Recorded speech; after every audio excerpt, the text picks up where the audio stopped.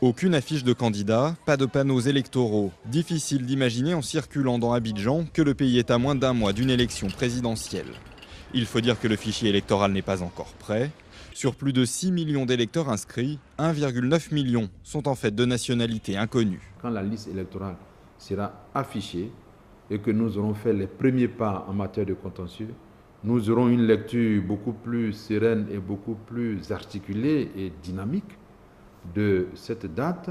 Cette date, celle du 29 novembre, peu d'électeurs y croient encore, mais l'hypothèse d'un nouveau report divise.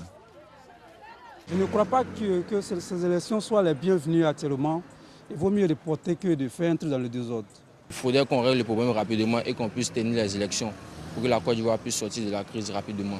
Le président ivoirien et candidat à sa succession, Laurent Gbagbo, affiche lui dans ses premiers meetings sa volonté d'aller aux élections. Élu en 2000, il aurait dû achever son premier mandat 5 ans plus tard.